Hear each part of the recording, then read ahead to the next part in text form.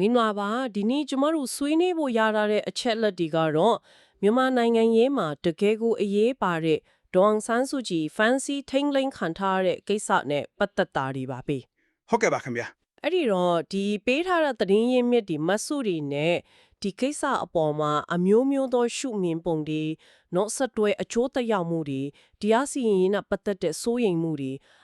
လက်ရှိအခြေအနေတော့အနာဂတ်ဖြစ်နိုင်ခြေတွေရောပေါ့အဲ့လာတွေကိုအဓိကထားပြီးဆွေးနွေးသွားကြရအောင်ပါဒေါန်ဆန်းစုကြည်ကိုဖမ်းဆီးထိန်းသိမ်းထားတာနဲ့ပတ်သက်ပြီးဘယ်သူတွေကဘယ်လိုမြင်ကြလဲအရင်မီတီထဲမှာဘယ်လိုဖော်ပြထားပါသလဲအဓိကကတော့အမြင်၃မျိုးပေါ့အဲ့လိုကွဲနေတာတွေ့ရတယ်ပထမဆုံးကတော့ဒီမိုကရေစီလိုလားသူတွေရဲ့အမြင်ပါဟုတ်ကဲ့သူတို့အတွက်ကတော့ရှင်းရှင်းလေးပဲ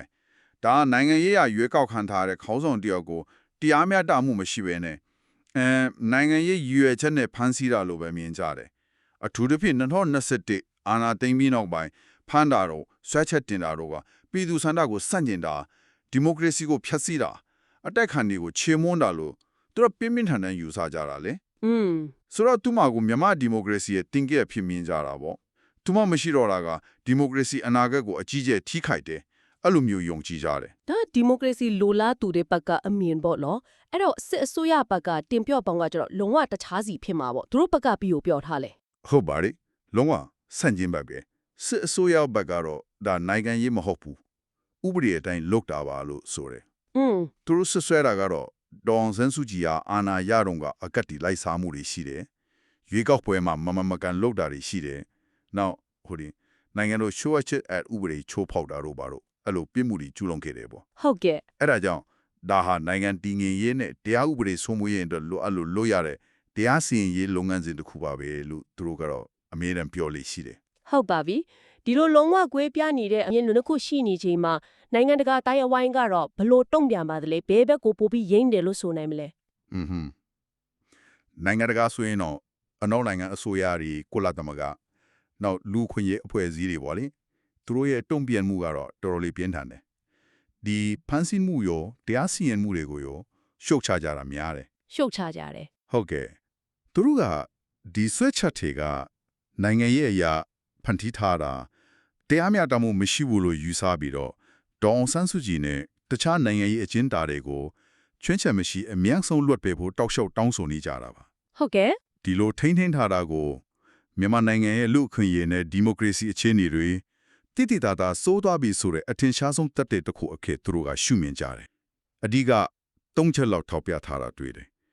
ပထမတစ်ခုကတော့သူမဥဆောင်ခဲ့တဲ့ NLD ပါတီပေါ့အမျိုးသားဒီမိုကရေစီဖွဲ့ချုပ်အပေါ်မှာတိုက်ရိုက်ထိခိုက်မှုရှိတယ်ဟုတ်ကဲ့ပါတီအပေါ်မှာပေါ့ဒီစ조사တာဒီဆိုတော့ပါတီရဲ့ရှေ့ရေးအတွက်တကယ့်ကိုကြီးမားတဲ့စိန်ခေါ်မှုဖြစ်သွားတာပေါ့ဟုတ်ကဲ့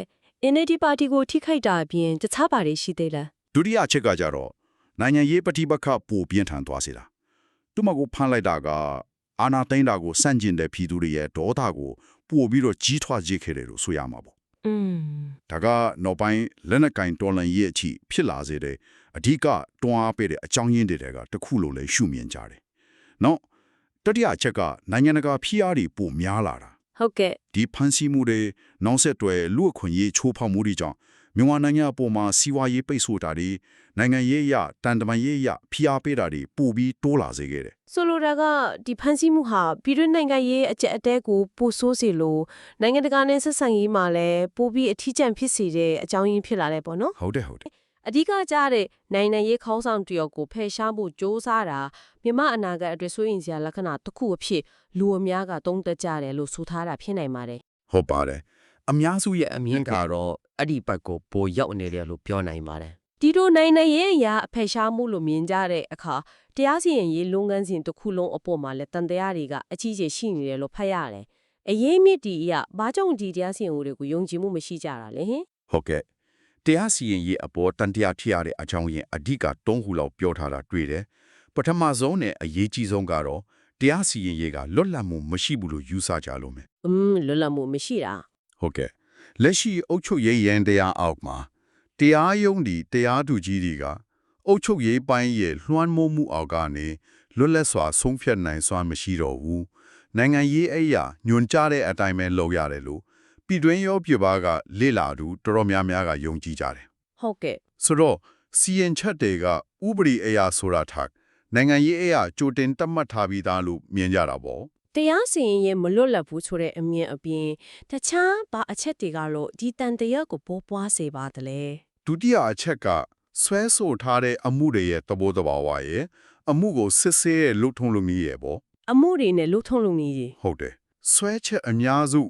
ဥမာအကတိလိုက်စားမှုတို့ရွေးကောက်ပွဲဥပဒေချိုးဖောက်မှုတို့ COVID-19 စီကံချိုးဖောက်မှုတို့ဆိုတာတွေကလည်းခိုင်မာတဲ့တပ်တွေအထောက်ထားတိမရှိပဲနိုင်ငံရေးအရာဖိအားပေးဖို့ဖန်တီးထားတဲ့ဆွဲချက်တွေလို့ဝေဖန်ကြတယ် ပြီးတော့အမှုတွေကိုရုံးဝက်တကားပိတ်စစ်တာတို့ရှင်နေတွေနဲ့လွတ်လွတ်လပ်လပ်တွေ့ခွင့်ကိုကန့်တတ်တာတို့မီဒီယာတွေကိုတည်င်းယူခွင့်မပေးတာတို့အဲ့ဒီလိုလှုပ်ထုံးလုံးနည်းတွေကြောင့်ပွင့်လင်းမြင်တာမှုလုံးဝမရှိဘူးလို့လည်းကြဲကြဲပြန့်ပြန့်ဝေဖန်ကြပြန်ရော โอเคအရင်မြင့်ဒီမှာဖော်ပြထားတဲ့တတိယအချက်ကတော့ဘာဖြစ်မလဲ တတိယအချက်ကတော့အဓိကရည်ရွယ်ချက်လို့သူတို့မြင်ကြတာပေါ့လူအများစုကဒါကိုတရားဥပဒေစိုးမိုးရေးကိုတကယ်လှုပ်ချင်လို့လှုပ်တာမဟုတ်ဘူးမြန်မာနိုင်ငံရဲ့အထင်ရှားဆုံးအတိုက်ခံခေါင်းဆောင်ကိုနိုင်ငံရေးနယ်ပယ်ကနေအပီးတိုင်ဖယ်ရှားဖြစ်ဖို့နောက်ရွေးကောက်ပွဲတွေမှာပြန်ဝင်ပြိုင်လို့မရအောင်တားဆီးဖို့စနစ်တကျစီစဉ်ထားတဲ့နိုင်ငံရေးလှုပ်ကြံမှုတစ်ခုလို့လက်ခံထားကြတယ် ဒီလိုတရားစီရင်ရေးတော့နောက်ွယ်ကရည်ရွယ်ချက်ပေါ်မှာပါတန်တရက်တွေဒီလောက်ကြီးမားနေချိန်မှာပဲသူမရဲ့လက်ရှိကျမ်းမာရေးအခြေအနေနဲ့ပတ်သက်လို့လဲစိုးရိမ်မှုတွေထပ်ပေါ်နေတယ်လို့အရက်မြစ်တင်မှာတွေ့ရပြန်တယ်ဒီပေါ်မှာတော့ဘယ်လိုအချက်လက်မျိုးတွေသိထားရပါသလဲ ဟုတ်ကဲ့တရားစီရင်မှုလို့ပဲဗျာသူမရဲ့လက်ရှိကျမ်းမာရေးအခြေအနေကလည်းတော်တော်လေးကိုအမောင်ကျနေတယ်လို့ဆိုရမှာပဲယုံကြည်စိတ်ချရတဲ့အချက်လက်အပြည့်အစုံရဖို့ကအလွန်ခက်ခဲနေတော့စိုးရိမ်မှုတွေကပိုပြီးကြီးလာတာပေါ့ ဟုတ်ကဲ့ အရင်မြတ်ဒီရဆိုရင်လက်ရှိမှာဒီမကိုနေအိမ်ချဲချုပ်နဲ့ဆက်ထားသလားဒါမှမဟုတ်အချင်းထောင်းတွေကတီးချနေရကိုရွှေ့လိုက်ပြီလားဆိုတာတော့အတိအကျမသိရတဲ့အခြေအနေမျိုးပဲ အိုး ဒါပေမဲ့ဒီကသတင်းစကားတချို့ရတော့သူမကရန်ဖန်ရန်ခါဖျားတယ်။သွားနဲ့ခံတွင်းကြမ်းရဲ့ပြဿနာလေးတွေရှိတယ်။ခေါင်းမူတာမျိုးတွေဖြစ်တတ်တယ်လို့တော့သိရတယ် อืม ။အရေးကြီးဆုံးစိုးရိမ်မှုကတော့လိုအပ်တဲ့စေဝါကုစားမှုပေါ့။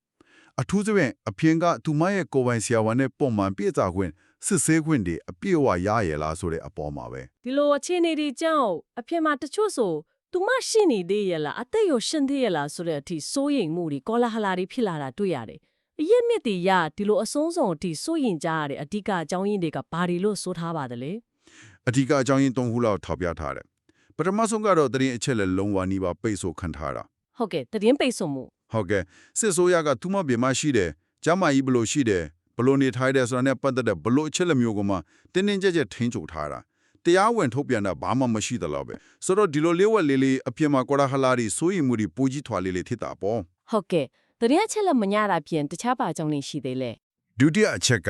သူမရဲ့လုံခြုံရေးအပေါ်မှာစိုးရိမ်တာသူမကနိုင်ငံရေးအရာအလွန်အရေးပါတယ်ပြိုင်ဘက်လွတ်လပ်သတ်မှတ်ခံထားရတဲ့ပုံကိုဆိုတော့သူမရဲ့လုံခြုံရေးနဲ့ကျန်းမာရေးကိုလက်ရှိအာဏာပိုင်တွေကဘလောက်အထိအလေးထားပြီးလုပ်ပေးမလဲဆိုတော့ကိုလူတွေကမယုံကြဘူး အင်းယုံကြည်မှုမရှိကြဘူး ဟုတ်တယ်နိုင်ငံတကာအဖွဲ့အစည်းတွေအစိုးရတွေကသူမကိုလူတိရှင်ကြားတွေးခွင့်ပေးပါလုံလောက်တဲ့စေကူတာခွင့်ပေးပါလို့အချင်းချင်းတောင်းဆိုနေရတာကိုယ်တိုင်ကအခြေအနေမကောင်းဘူးဆိုတဲ့တန်တရားကိုပိုပြီးခိုင်မာစေတယ်လို့ဆိုပါတယ် ဟုတ်ကဲ့တိတိယအကြောင်းရင်းကရော တိတိယကတော့သူမရဲ့အသက်အရွယ်ရဲ့ထိမ့်သိမ့်ခံထားတဲ့အခြေအနေရဲ့ပိုလေသူမအခုဆိုအသက်59နီးပါးရှိပြီဆိုတော့ပုံမှန်ကျန်းမာရေးစောင့်ရှောက်မှုကအလွန်ကြီးကြီးရလေ ဟုတ်ကဲ့အသက်အရွယ်အရာလေး ဟုတ်တယ်အထီးကျန်ဆန်းဆန်းထိမ့်သိမ့်ခံထားရတဲ့စိတ်ပိုင်းဆိုင်ရာဖိဟားတွေရဲ့လိုအပ်တဲ့စေဝါကုသမှုပုံမှန်မရနိုင်တဲ့အခြေအနေတွေရဲ့ပေါင်းလိုက်ရင်ကျန်းမာရေးဟာအချိန်မရွေးတိတိတသာဆူရွားသွားနိုင်တယ်ဆိုပြီးစိုးရိမ်ကြတာ ဟုတ်ပါလေဒါပေမဲ့ဒီဆိုရင်မှုတွေရှိနေပေမဲ့လည်းယင်းနဲ့အချင်းထီတော့သူမကွယ်လွန်သွားပြီဆိုတာကိုအတိပြုတ်နေတဲ့ယုံကြည်စိတ်ချရတဲ့တလင်းရင်းမြစ်တွေဥပမာအဓိကနိုင်ငံတကာတရင်ဌာနကြီးတွေကုလသမဂ္ဂဒါမှမဟုတ်သူမရဲ့ရှေ့နေတွေစီကားပေါ့အဲ့တော့တခုမှထုတ်ပေါ်လာတာမရှိသေးဘူးဆိုတာကိုလည်းအရင်မြစ်တွေမှာမှတ်ချက်ပြုထားတာတွေ့ရတယ်နော် မှန်ပါတယ်ကောလာဟလာတွေကတော့အမျိုးမျိုးရှိနေပေမဲ့အတီးပြုတ်ချက်ခိုင်ခိုင်မာမာတော့မရှိသေးပါဘူး